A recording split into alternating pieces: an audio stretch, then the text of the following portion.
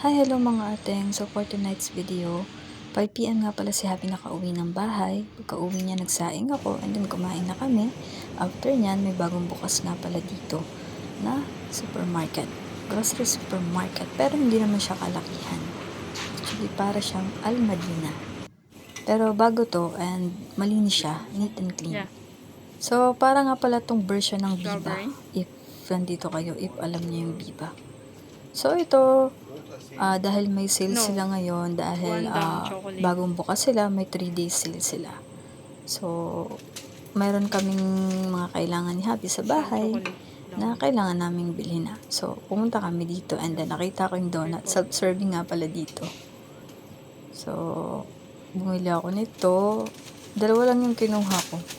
Yung strawberry at saka yung chocolate. So, after nun, nag-ikot-ikot kami ni Habi, naghanap kami ng mga kailangan namin, and then pagkatapos nun ay nag-bill out na kami. Okay? So, nagbayad na rin kami, hindi ko natin si Habi dahil nakatayo lang ako sa may tagiliran niya at nag-video. Wala lang. So, ayun na nga. Actually, wala silang delivery. May free bag nga pala sila. Yellow at saka blue. So, ang pinili ni Habi ay itong yellow. Hindi yung blue. Sabi ko nga blue eh. Yung yellow ang pinili niya. So, ito. Dami namin nabili. Hindi siya kamahal.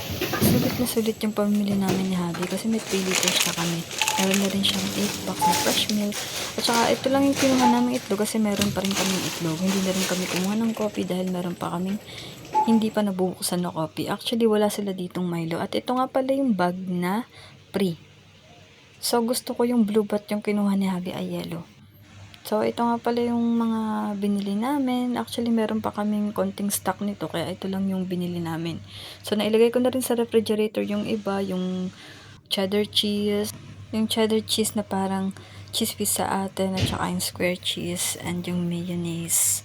Lagay ko na siya sa rep kanina pa. Pagka-uwi pa lang namin. So, ito pa pala yung 8 fresh milk ni Habi. And, ito rin instant noodles. And, syempre, yung kakainin ko ngayong gabi. So, itong dalawang donut lang yung kakainin ko ngayong gabi. Mawawalan ba naman ako? So, ito lang. And then, yung sibuyas, nilagay ko na siya sa drawer. Actually, hindi ako naglalagay ng sibuyas sa rep. So, masama daw kasi yun. So, dito ko lang siya nilalagay. And, ayun lang. Tapos ito, may balatong ulit kami munggo kasi nagustuhan niya ating dito ko. Yun lang, share ko lang sa inyo mga ateng. Babish ka!